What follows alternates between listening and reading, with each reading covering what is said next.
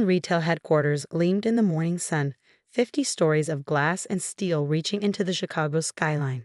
I stood in my brother Mark's new office, formerly our father's office, and tried to keep my expression neutral as he delivered the news of my termination. My name is Sarah Anderson, and at 33, I had just watched my family's legacy, my life's work, and my revolutionary retail management system be stolen by my own brother. It's nothing personal, Sarah, Mark said, leaning back in Dad's leather chair, the same chair where our father had sat 6 months ago, before his stroke, telling me how proud he was of my innovations. The board feels the company needs stronger leadership in the tech division. I glanced at the digital clock on his desk, 9:47 a.m. In exactly 24 hours, he would be presenting his new retail management system to the board. The system I'd spent 3 years developing. The system that could revolutionize how major retailers handle everything from inventory to customer data. Of course, I said mildly, I understand completely. Mark's smile faltered slightly. He'd expected tears, protests, maybe even threats. After all, I was the emotional one in the family, according to him. The one who cared too much about employees, who wanted to revolutionize retail for more than just profit. Security will escort you to clear out your office, he continued, regaining his composure. Standard procedure, you understand. We wouldn't want any sensitive information leaving the building. I thought about the small camera hidden in my office plant, the one that had been recording his late-night meetings for the past 3 months. The midnight conversations with board members, the promises of increased profits if they supported his takeover, the methodical way he'd planned to steal my work and push me out. Of course not, I agreed. Though I'm sure you've already secured all the important files. Everything related to the new system is safely under company control, he said smugly. Your personal access has been revoked. He meant the official servers, the documented development files.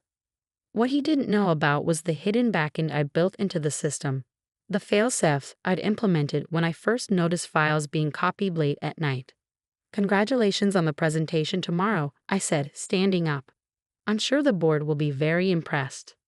They will be, he said, then added with fake sympathy, I know this is hard, but you'll land on your feet. Maybe a smaller company would be more your speed. Somewhere less demanding. I shouldered my bag, thinking about the encrypted drive in my apartment containing footage of every meeting where he'd plotted this takeover. You're probably right. Anderson Retail might be too big for someone like me. The security guard, Jim, who'd watched me grow up in this building, gave me an apologetic look as he escorted me to my office. This isn't right, Miss Sarah, he muttered. It's okay, Jim, I said as I began packing my personal items. Everything happens for a reason. My office overlooked Michigan Avenue, the same view I'd had since joining the company fresh out of MIT. While the security guard wasn't looking, I quickly retrieved the hidden camera from the Peace Lily, Dad's gift when I was promoted to head of technology 3 years ago. Need help with those boxes, Miss Sarah? Jim asked as I finished packing. No thanks, Jim, but could you do me a favor? Could you make sure my plant gets a good home? Maybe in the security office? It needs water every 3 days. Jim nodded, understanding in his eyes. He'd been here 30 years, had seen the way things had changed since Dad's stroke. I'll take good care of it, he promised. In the elevator, I checked my phone. 3 messages from Lisa, my lead developer. They're locking us out of the system. Mark's team is taking over everything. What do we do? I typed back, stick to the plan. See you at the usual place tonight. The lobby was busy with morning traffic, employees hurrying to their offices, unaware that the company they worked for was about to change forever. Janet, the receptionist who'd given me candy when I visited Dad as a child, wiped away tears as I handed in my security badge. This isn't what your father would have wanted, she whispered. I know, I said. But sometimes things have to break before they can be fixed properly. Outside, Chicago's spring air was crisp and full of promise. I walked to the corner where my car was parked, placed my box of belongings in the trunk, and pulled out my other phone, the secure one that even Mark didn't know about. A text from my contact at the SEC. Documentation received. Extremely interesting reading. Meeting still on for 3 p.m. Confirmed, I replied, bringing additional evidence. That evening, I sat in my apartment reviewing the video footage from the hidden camera. Mark's face glowed with triumph as he outlined his plan to various board members. Sarah's too soft for this business. The system needs a stronger hand. Think of the profit margins if we implement it my way. Of course, I developed the core concepts. I just let her handle the technical details. My laptop pinged, an alert from the hidden backend I built into the system. Mark's team was trying to modify the source code, probably removing my digital fingerprints. Little did they know that every change they made was being logged, every attempt to alter the documentation creating an unalterable record of their tampering. My phone buzzed. Lisa calling. "Everyone's in position," she reported. "The team is ready. But Sarah, are you sure about this? Once we do this, there's no going back," I finished. "I know, but Mark left us no choice. He's not just stealing my work. He's planning to turn the system into something it was never meant to be. Something that would hurt thousands of employees, millions of customers." "Your father would be proud," Lisa said quietly. I looked at the photo on my wall. Dad and me at my MIT graduation, his face beaming with pride. He'd built Anderson Retail from a single store into a national chain, but he'd never lost sight of what mattered: the people who made it work. "Tomorrow's going to be interesting," I said. "Make sure everyone's ready." After hanging up, I walked to my home office and opened the hidden wall safe. Inside was the evidence I'd been gathering for months: financial records showing Mark's manipulation of company funds, documentation of his secret meetings with competitors, and most importantly, the original development logs of my retail management system. I pulled out Dad's letter, the one he'd written just before his stroke, the one Mark didn't know existed. Tomorrow, its contents would change everything. The next morning, I dressed carefully in my best suit, the one Dad had bought me when I became head of technology. As I fastened my mother's pearl necklace, I thought about legacy, about responsibility, about the right way to run a business. My phone buzzed. "Board meeting starts in 1 hour. Everything is in place." I smiled at my reflection. Mark thought he'd won, thought he'd successfully stolen everything I'd built. He had no idea that his moment of triumph was about to become something very different. Because sometimes the best revenge isn't just exposing the truth. It's letting your enemies present their own lies to the very people they're trying to deceive. I grabbed my laptop and headed for the door. It was time to show my brother exactly who he'd underestimated. Anderson Retail's main conference room was packed with board members, executives, and major shareholders. I slipped in quietly just as Mark began his presentation, taking a seat at the back where my brother's triumph would have the perfect view of its own undoing.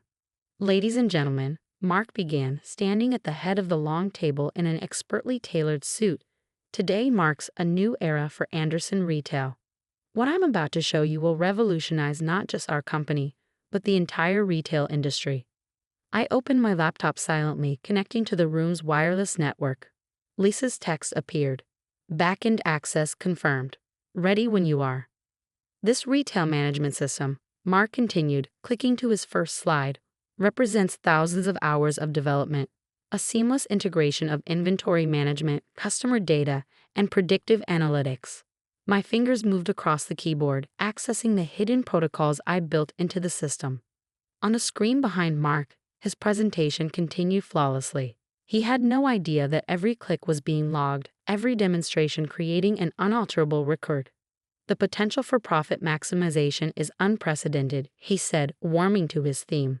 "By implementing aggressive data collection and dynamic pricing, we can increase margins by up to 40%. Several board members nodded approvingly. They didn't understand that what Mark was proposing would turn my system, designed to balance efficiency with ethical business practices, into a tool for exploiting both employees and customers. "Question," called out Janet Chen, one of the newer board members. "The privacy implications of this level of data collection are completely manageable," Mark interrupted smoothly. "The technical details aren't important right now. What matters is the bottom line." I pressed enter. On my screen, a message flashed. "Original documentation uploaded.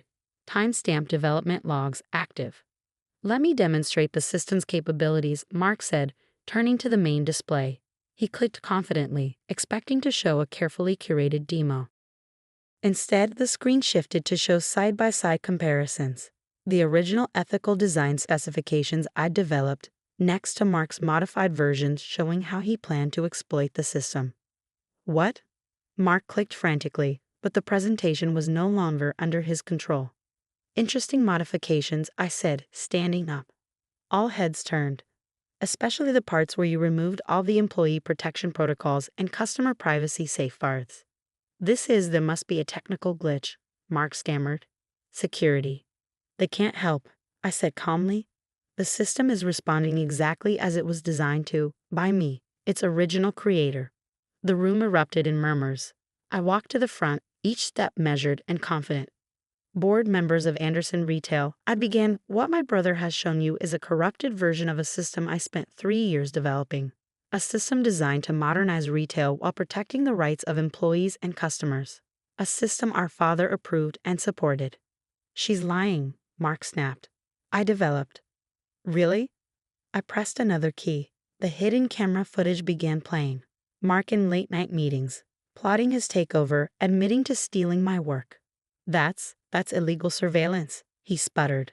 Actually, said a new voice from the doorway, it's evidence in a federal investigation. Special Agent Sarah Torres from the SEC stepped into the room, followed by 2 colleagues. Mark Anderson, we have some questions about certain financial transactions related to this software development. Mark's face went from red to white. This is ridiculous. I am the CEO. According to company bylaws, interrupted Howard Chen, the head of the board's legal committee, your interim CEO, pending review after your father's recovery. He held up a document, a recovery that, according to his doctors, has progressed significantly. In fact, we received this letter from him this morning. I smiled, remembering Dad's face when I visited him at the rehabilitation center last week, showing him the evidence of Mark's betrayal. His hand had been steady as he'd signed the letter revoking Mark's interim authority. The original system documentation, I said, distributing tablets to the board members, shows exactly how the development proceeded.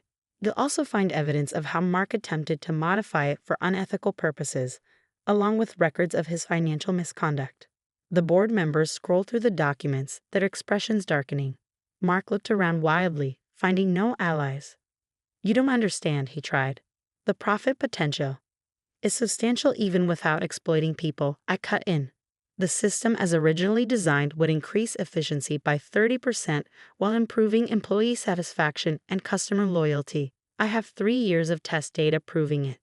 Which is why, Howard Chen said, the board will be calling an emergency session to review leadership of both the company and this project. The next hour was a blur of SEC interviews, board discussions, and security escorting Mark from the building. I sat in Dad's office, Mark's office for such a short time, looking at the city sprawl below. Miss Sarah. Jim the security guard stood at the door. Your father's here. Dad walked in slowly, leaning on his cane, but his eyes were clear and sharp. I always knew, he said, settling into his old chair, that you were the one who truly understood this business. The way you built it, I said, not just for profit, but for people. He nodded. Mark never understood that. Success without ethics isn't success at all. The next few weeks were intense. The board unanimously voted to reinstate Dad as CEO, with me as Chief Technology Officer and heir apparent. Mark faced SEC investigations and criminal charges. The system rollout proceeded as originally designed, earning praise from both industry analysts and workers' rights groups. 1 month after the board meeting, I sat in my new office, not Dad's, but one with an even better view of the city. Lisa knocked on the door. The first quarter results are in, she announced, grinning. Employee satisfaction up 42%. Customer retention improved by 35%. And profits, she paused dramatically, exceeded all projections. Send them to Mark, I said, in his new office. The Federal Investigation Office. He never understood. I said that doing the right thing could also be the profitable thing. Dad stopped by later that day, moving better now after months of rehabilitation. Your mother would be proud, he said, looking at her picture on my desk. She always said you had my head for business and her heart for people.